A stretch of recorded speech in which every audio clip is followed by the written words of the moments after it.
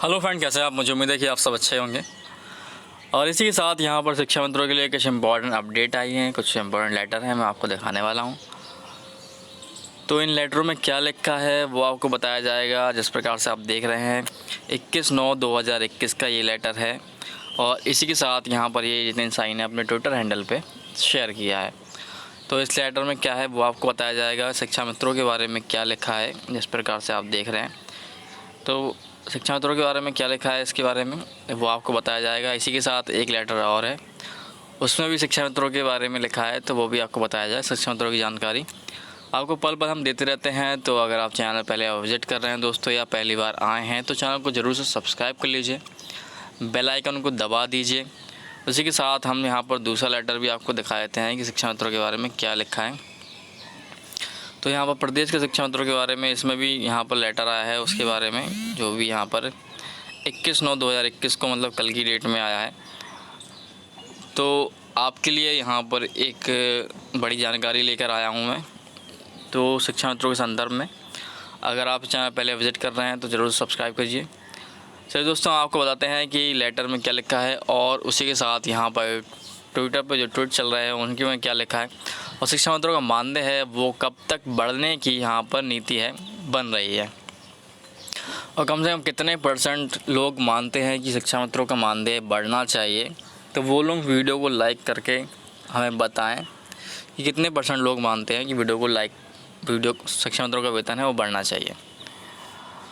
और इसी के साथ यहाँ पर आप कमेंट करके ही बता सकते हैं हमें कि शिक्षा मित्रों का वेतन बढ़ना चाहिए कि नहीं बढ़ना चाहिए। तो यहाँ पर हम देख लेते हैं इस लेटर के अंदर क्या लिखा है। जैसे कि आप देख पा रहे होंगे कि महानिदेशक स्कूल शिक्षा विभाग, कृपया श्री जितेंद्र साई, अध्यक्ष आदर्श समायोजित शिक्षक शिक्षा मित्र वेलफेयर एसोसिएशन उत्तर प्रदेश, पता है शहादगंज लखनऊ के संलग्न प्रार्थना पत्र का अवलोकन करने का कष्ट करें, जिसमें इन्होंने अवगत कराया है कि 19 जुलाई 2018, 23 जुलाई 2018 और 3 अगस्त 2018 के शासनादेश द्वारा प्रदेश में शेष बचे शिक्षा मित्रों को उनके मूल विद्यालय के आधार पर वापस तैनात किए जाने का प्रावधान किया गया है, जिसके बावजूद उक्त प्रावधानों के तहत अभी तक दूरस्थ तैनात एवं महिला शिक्षा मित्रों जो 8 से 9 वर्षों से अपने मायके में रहकर शिक्षण कार्य कर रही हैं, इन्हें स्थानांतरित अथवा समायोजित नहीं किया गया है, जिससे इन्हें अत्यधिक कठिनाइयों का सामना करना पड़ रहा है। इन्होंने उपयुक्त विषम परिस्थितियों के दृष्टिगत सहानुभूति पूर्वक विचार कर शिक्षा मित्रों को उनके मूल विद्यालय विकल्प के आधार पर स्थानांतरित समायोजित किए जाने का अनुरोध किया गया है।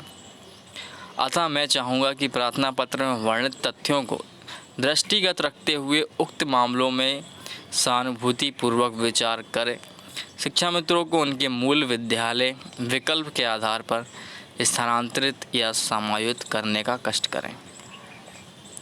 तो इसके संबंध में यहाँ पर शिक्षा मित्रों को समायोजित करने के लिए ये लेटर आया है कि शिक्षा मित्रों को समायोजित किया जाए, और इसी साथ दूसरे लेटर में क्या है वो भी आपको बताया जाएगा। तो आप कितने लोग चाहते हैं कि शिक्षा मित्रों को समायोजित किया जाए, उनको नौकरी दी जाए और उनका जो वेतन है वो दिया जाए, बढ़ाया जाए, और शिक्षक की भांति दर्जा दिया जाए? तो आप वीडियो को लाइक करके हमें बताइए। और इसी के साथ हम आपको दूसरे पे ले चलते हैं। तो यहाँ पर आप देख पा रहे होंगे दूसरे लेटर में क्या लिखा है वो भी आपको बताए थे कि महानिदेशक स्कूल शिक्षा उत्तर प्रदेश लखनऊ की तरफ से लेटर दिया गया है। तो वहाँ पर यहाँ पर जो कि 21/9/2021 का है, तो यहाँ पर जो कार्य है वो चल रहा है, मगर आप लोगों को नहीं दिखता है, वो बात अलग है।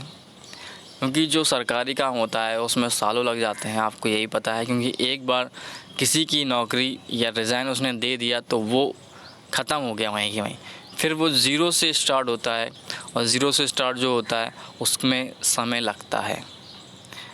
कोई भी कार्य है अगर वो ज़ीरो से स्टार्ट होगा तो उसमें समय लगेगा। तो आप यहाँ पर आपका समय ज़रूर लग रहा है, 3-4 साल आपके लग गए हैं, मगर आपका समायोजन ज़रूर होगा, क्योंकि आपने इतने साल दिए हैं, आपने इतना संघर्ष किया है, तो आपकी नौकरी आपको मिलना चाहिए वापस। और ये सरकार सोच भी रही है, काफ़ी सरकार ने इस पर मुद्दा भी उठाया है और विपक्ष ने लोगों ने भी मुद्दा उठाया है कि शिक्षा मित्रों को समायोजित किया जाए और उनका वेतन है वो बढ़ाया जाए। तो वेतन तो बहुत पहले बढ़ा देना चाहिए था, जो अब चुनाव आ रहे हैं उस समय वेतन बढ़ाने से क्या हुआ, क्योंकि काफ़ी जगह के कर्मचारियों के वेतन हैं वो बढ़ाए गए हैं। क्योंकि आपको पता है कि 2022 में चुनाव है, उसको देखते हुए यहाँ पर काफ़ी लोगों के वेतन भी बढ़ाए गए हैं। अपने बारे में बताया भी गया है कि हमने क्या क्या किया है। आप समझ पा रहे होंगे कि मैं क्या कह रहा हूँ। तो इसी के साथ मैं तो किसी पार्टी से नहीं हूँ, बस मैं इतना ही कहूँगा कि कोई भी कार्य है उसको, अगर इससे आपकी नौकरी है, आपकी नौकरी चली गई है, निरस्त हो गया है कोई भी, या आपने रिज़ाइन दे दिया है, तो आप खुद फिर से दोबारा उस नौकरी को पाने के लिए आपको कम से कम 3-4 साल लग ही जाएंगे, क्योंकि वो कार्य जीरो से स्टार्ट होता है और फिर उसमें कार्य हर जगह वेरीफाई होता है, उसके बाद फिर से वो वहाँ तक पहुँचता है। तो इस प्रोसेस में काफ़ी लंबा समय लगता है। जिस प्रकार से आपका समय लग रहा है, तो आप माने चाहे नहीं माने, मगर समय लगता है। आपका कार्य हो रहा है, आपका कार्य निश्चित होगा और आपका वेतन है वो भी बढ़ेगा। और जिस प्रकार से वेतन की मांग की है 45,000 वेतन की, तो ये एक बहुत ही अच्छा वेतन है जो कि यहाँ पर शिक्षा मित्रों को दिया जाना चाहिए। और इसी के साथ इस लेटर में क्या है वो आपको बता दें।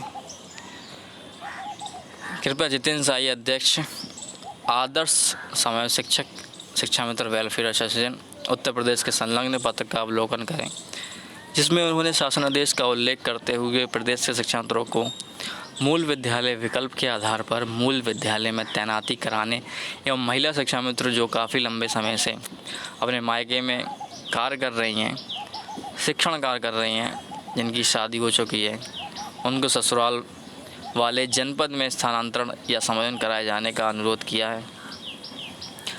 तो ये उसी के संलग्न में ये लेटर है। तो आपको समायोजित करने के लिए यहाँ पर काफ़ी प्रयास किए जा रहे हैं। और जिस प्रकार से आपको पता है, अलग अलग संगठन, अलग अलग लोग, अलग अलग महान लोग यहाँ पर आपकी मदद कर रहे हैं। तो आप लोग पीछे क्यों हट रहे हैं? आप लोग कमेंट में क्यों कहते हैं कि नहीं होगा नहीं होगा? जब आप ही नेगेटिव बोलेंगे तो दूसरा तो नेगेटिव बोलेगा ही बोलेगा।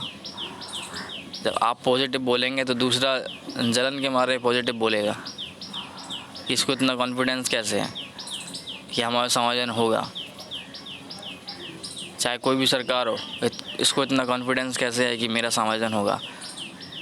इसका मतलब उसने कोई गलती की नहीं है, इसलिए वो निडर है, इसलिए वो बोल रहा है। मगर आप अपोजिट ही बोलते हैं कि नहीं होगा, ऐसा कुछ नहीं होने वाला, ये सरकार कुछ नहीं करेगी, ये सरकार नहीं करेगी। आप तो करो कुछ, आप कुछ करो कि वो मजबूर हो जाए करने के लिए। जब आप ही कुछ नहीं करेंगे तो सामने वाला क्यों कुछ करेगा? मजबूरी आपकी है कि सामने वाले की मजबूरी है? जब मजबूरी आपकी है, काम आपका है, पैसे आपको चाहिए, वेतन आपको चाहिए, नौकरी आपको चाहिए दोबारा, तो आपको ही तो कुछ करना पड़ेगा। यूँ कमेंट लिखने से कुछ नहीं हो जाता, साथ में खड़ा भी होना पड़ता है। ठीक है। जिस प्रकार से यहाँ पर लोग यहाँ पर ट्विटर पर ट्वीट कर रहे हैं, आपने ट्वीट किया है अभी तक? ट्वीट किया हो तो बता दो, कभी भी ट्रेंडिंग में आ जाता है। आपने ट्वीट ही नहीं किया, पहली बात तो आपको ट्वीट ही नहीं करना है, बस आपको यहाँ पर कमेंट करना है केवल। अब जैसे कि यहीं देख लो, अगर मैं इस यहाँ खोलता हूँ आपको, तो यहाँ पर आपको ट्वीट मिल जाएंगे। इस प्रकार से यहाँ पर लिखा हुआ है कि ये दुर्भाग्य है कि अपने आजीविका के लिए परेशान यूपी के लाखों शिक्षा मित्र पवित्र पावन नगरी अयोध्या में यज्ञ की आहुति देने के लिए तैयारी कर रहा है। 5,000 शिक्षा मित्र के अनाथ परिवार की अस्थियाँ सिसकियाँ भर रही हैं। आपने कभी ऐसा ट्वीट किया है? आपने मन से पूछिए कि आपने ट्वीट किया है? ट्वीट किया है तो आप कमेंट करके हमें बताइए। आप ट्वीट तो कीजिए, आप कुछ तो कीजिए कम से कम। आप सही नहीं लिखें, गलत तो लिखें, कुछ तो लिखें। आपकी संख्या तो काउंट होगी ना। तो आप सही लिखेंगे ना गलत लिखेंगे, तो आपकी संख्या कहाँ से काउंट होगी कि आप भी हैं। देश में आप रह रहे हैं, जब तक आप वोट देने या कुछ नहीं जाएंगे, आधार कार्ड नहीं बनवाएंगे, तो आपकी संख्या कहाँ से काउंट होगी कि आप इस देश के निवासी हैं। कुछ तो बोलो।